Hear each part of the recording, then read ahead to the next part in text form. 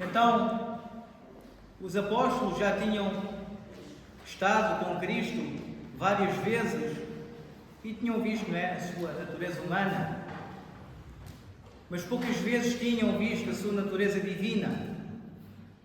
Então Cristo mostrou toda a sua glória, mostrando que Ele é o Filho de Deus, mostrando aos discípulos que Ele tem poder sobre a vida e sobre a morte.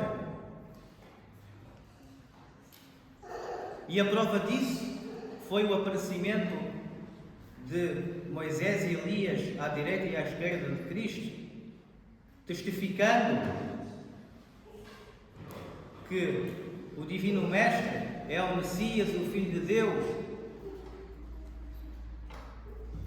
Esta semana, queridos irmãos e irmãs, celebramos uma das 12 grandes festas da Santa Igreja, a Dormição da Santíssima Mãe de Deus e sempre a Virgem Maria. Ela que, como diz no seu hino, é mais gloriosa, mais venerada que os querubins e mais gloriosa que os serafins, a Rainha dos céus, que durante toda a sua vida, desde infância, dedicou a Deus no templo e dedicou a sua vida e o seu ventre para receber então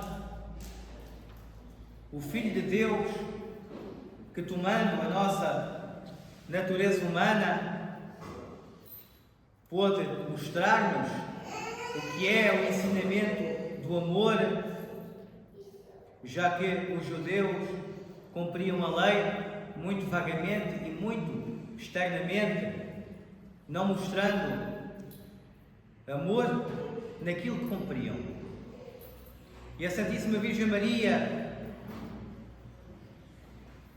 foi, então, ela própria, o tabernáculo, o templo do Espírito Santo e um exemplo para nós.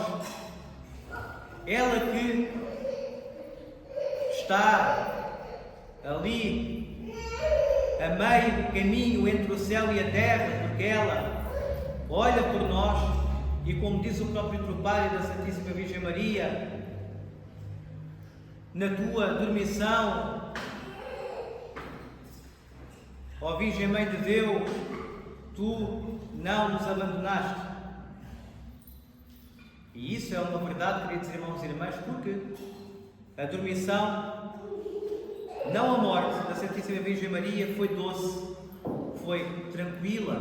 E da mesma maneira que o arcanjo Gabriel lhe comunicou que ela ia dar à luz o Filho de Deus, também pela segunda vez, com uma flor na mão, o arcanjo Gabriel disse à Santíssima Virgem Maria qual ia ser a data exata da sua dormição. Pela providência de Deus, todos os apóstolos se reuniram para a dormição da Santíssima Virgem.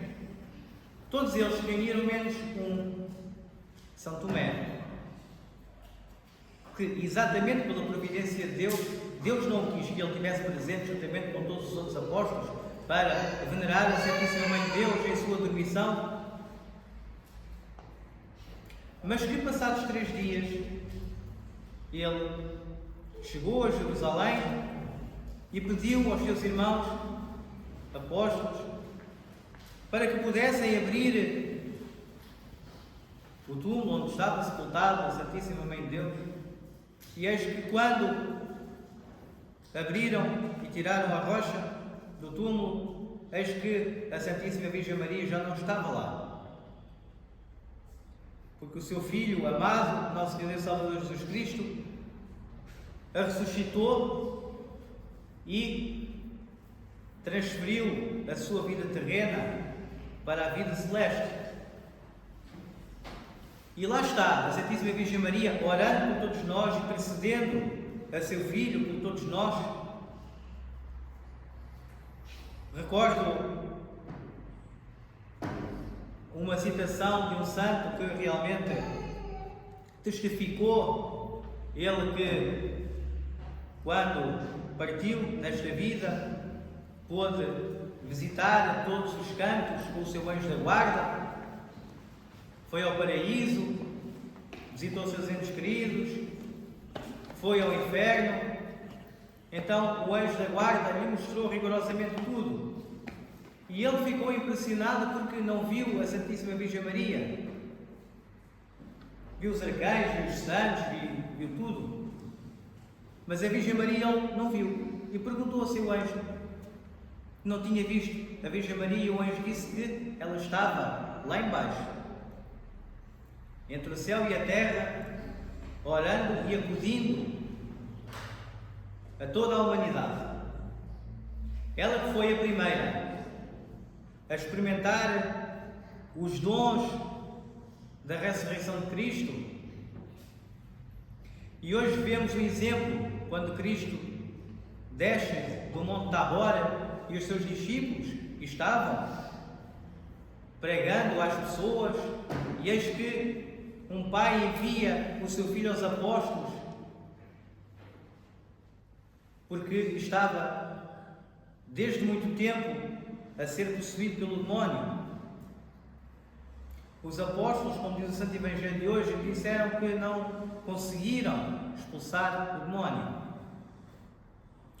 São João Crisóstomo, a explicar esta parte do Santo Evangelho, que diz que quando há lua nova, cada vez que há lua nova, a criança se jogava para o fogo, se jogava para a água, e que tinha esses ataques epiléticos, ficava lunático, e o pai não sabia o que fazer. Então, São João Crisóstomo, a explicar esta parte, diz que o próprio inimigo da raça humana, o demónio, para nos confundir, fazia entender que a culpa de um menino estar assim era por causa da lua nova e não por causa da influência dele próprio, o inimigo da raça humana. E que a culpa então era da lua nova, lua essa criada pelo Criador. Então, o inimigo da raça humana nos distorcia então os nossos pensamentos, fazendo acreditar que o menino estava assim porque era lua nova, colocando então inconscientemente o pai da criança e toda aquela gente dizia que a culpa do menino estar assim é da lua. Então, culpando assim o Criador e disfarçando, não é? Aquilo que era a sua influência maligna sobre aquele menino que sofria. Aqui, queridos irmãos e irmãs, Cristo tocou e curou e o milagre acontece. Os apóstolos perguntaram ao Senhor porque é que nós não conseguimos. E Cristo diz: por causa da vossa pouca fé. E aqui, queridos irmãos e irmãs, Cristo disse que essa espécie de demónios só é e pode ser expulsa através da oração e do jejum. Estas, queridos irmãos e irmãs, são as duas nossas principais armas que Deus deu e que o demónio não suporta. Então, o inimigo da raça humana quer fazer-nos acreditar que ele próprio não existe e que nada do que acontece de mal é da influência dele. É outra coisa que ele vai indicar que há na natureza para nós culparmos o Criador e para fazermos acreditar que realmente ele próprio não existe. Então, queridos irmãos e irmãs, eis que nós somos pessoas de fé pela providência de Deus aqui na Santa Igreja, na Divina Liturgia, para comungar os Santos Mistérios. Temos fé no Divino Mestre, da Santíssima Virgem Maria, de todos os santos, amigos de Deus, a quem são o exemplo para nós, na vida que viveram, na aquisição do Espírito Santo, como dizia São Serafim Sarov, que é esse o objetivo da nossa vida, a aquisição do Espírito Santo. E esse Espírito Santo e essa graça de Deus só é derramada sobre nós através da oração. São João Crisóstomo diz que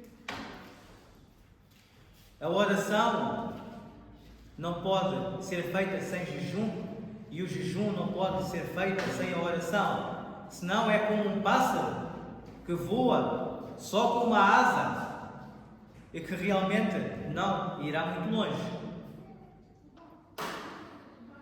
Então não adianta, queridos irmãos e irmãs, nós orarmos e não fazermos jejum ou vice-versa, porque não vai resultar em nada. A oração, essa oração, queridos irmãos e irmãs, tem de ser em espírito e em verdade. E o jejum não é somente abster-nos de alimentos à quarta e à sexta-feira em memória do sofrimento e da morte de Cristo, ou das outras quaresmas durante o ano prescritas pela Santa Igreja, mas é também a abstinência de todo o mau pensamento, de toda a má ação, de tudo aquilo que nos afasta daquilo que é a essência do amor de Deus e daquilo que nós teremos que observar à nossa volta e nos nossos pensamentos, aquilo que vem de Deus e aquilo que não vem. Então, queridos irmãos e irmãs, podemos reparar que a oração só é efetivamente ouvida por Deus sem os pensamentos. Os monges passam a vida a praticar essa oração e o jejum, porque coloca a sua alma leve. Nós damos liberdade nos nossos pensamentos e na nossa vida para que o inimigo da raça humana se apodere e destrua a nossa vida. Se nós dermos então espaço à nossa mente e ao nosso coração para a oração, juntamente com o jejum, que nos torna fortalecidos na nossa fé, aí, queridos irmãos e irmãs, não vai haver espaço para que o inimigo da raça humana nos coloque pensamentos, porque os nossos pensamentos irão estar ocupados então com a oração e com o Espírito Santo. Queridos irmãos e irmãs, peçamos orações à Santíssima Virgem Maria para que torne a nossa oração e o nosso jejum frutífero e que seja aceito por Deus, e exclamemos ao Senhor que nos livre do maligno. Amém.